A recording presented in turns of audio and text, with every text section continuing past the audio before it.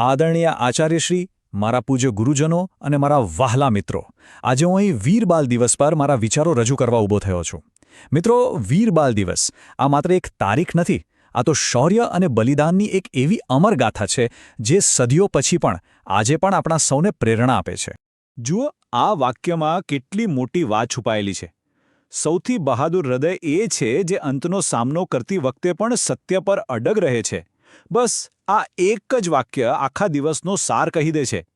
આ વાત છે એ બે વીર બાળકોની, જેમણે એટલી નાની ઉંમરમાં એવું પરાક્રમ કરી બતાવ્યો જે મોટા મોટા લોકો પણ વિચારતા રહી જાય. કોઈ પણ મજબૂત ઇમારત માટે તેનો પાયો મજબૂત હોવો ખૂબ જરૂરી છે, બરાબર ને? તો બસ એ વીર બાળકોની ગાથાને પૂરી રીતે સમજવા માટે સૌથી પહેલાં આપણે એનો પાયો સમજી લઈએ. ચાલો સૌથી પહેલાં એ જાણીએ કે આ દિવસનું આટલું બધું મહત્વ શું છે અને આપણે એને શા માટે ઉજવીએ છીએ. તો સૌથી પહેલો અને સૌથી મહત્વનો સવાલ આપણા બધાના મનમાં એ જ થાય કે આ વીર બાલ દિવસ છે શું અને આપણે એની ઉજવણી શા માટે કરીએ છીએ. આ શા માટેનો જવાબ જ આપણને એ નાના વીરોના અપ્રતિમ સાહસની ગાથા સુધી લઈ જશે. આ દિવસ છે ગુરુ ગોવિંદસિંહજીના બે સૌથી નાના પુત્રો સાહેબજાદા જોરાવરસિંહ અને સાહેબજાદા ફતેહસિંહના અપ્રતિમ સાહસ અને બલિદાનને યાદ કરવાનો. એમણે પોતાના ધર્મ અને સિદ્ધાંતો માટે હસતા મોઢે પોતાના જીવનનું બલિદાન આપી દીધું. એમની વાર્તા એવી છે ને કે આજે પણ સાંભળીએ તો રૂંવાડા ઊભા થઈ જાય. હવે સવાલ એ થાય કે આ ઘટના તો સદીઓ જૂની છે, તો પછી એને રાષ્ટ્રીય ઓળખ ક્યારે મળી? આ સત્તાવાર ઉજવણીની શરૂઆત ક્યારથી થઈ? ચાલો એ સફર પર એક નજર કરીએ કે આ બલિદાન ક્યારે અપાયું અને એને આપણી સરકારે સત્તાવાર રીતે ક્યારે સન્માનિત કર્યું. મિત્રો, જરા અહીંયા ધ્યાનથી જુઓ.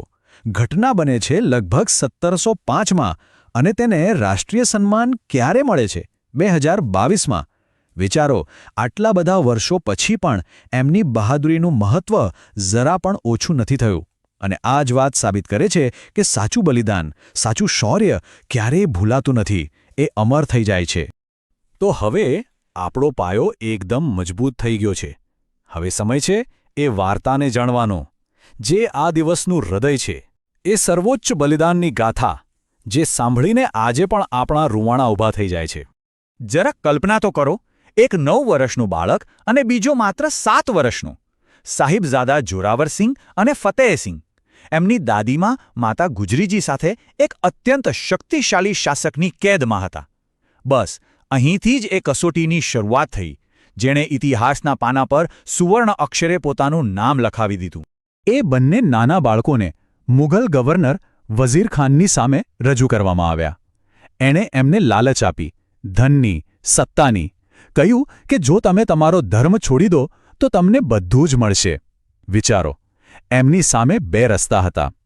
એક તરફ હતું સુખ, સત્તા અને લાંબુ જીવન, અને બીજી તરફ હતા પોતાના સિદ્ધાંતો અને પોતાનો ધર્મ. એમને આ બેમાંથી એક પસંદ કરવાનું હતું. અને મિત્રો, એટલી નાની ઉંમરમાં આટલા મોટા દબાણ વચ્ચે એ બાળકોએ જે નિર્ણય લીધો એ ખરેખર અકલ્પનીય હતો. એમણે કોઈ પણ લાલચ કે ડર રાખ્યા વગર એક જ ઝાટકે ના પાડી દીધી. એમણે પોતાના સિદ્ધાંતો પર અડગ રહેવાનું પસંદ કર્યું. આને જ તો કહેવાય સાચું સાહસ. અને એમની આ ના પાડવાની હિંમતનું પરિણામ શું આવ્યું? અંતિમ બલિદાન. એમને સજા મળી જીવતા દિવાલમાં ચણી દેવાની.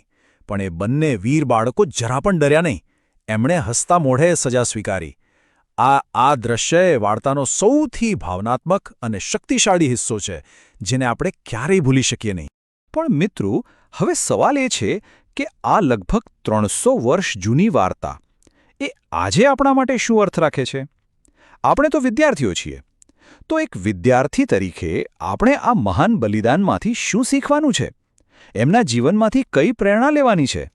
જુઓ, એમની ગાથામાંથી આપણને આ 5 મુખ્ય બોધપાઠ મળે છે. પહેલું, હિંમત. ગમે તેટલું મુશ્કેલ હોય પણ જે સાચું છે એના માટે ઊભા રહેવું. બીજું, નિષ્ઠા.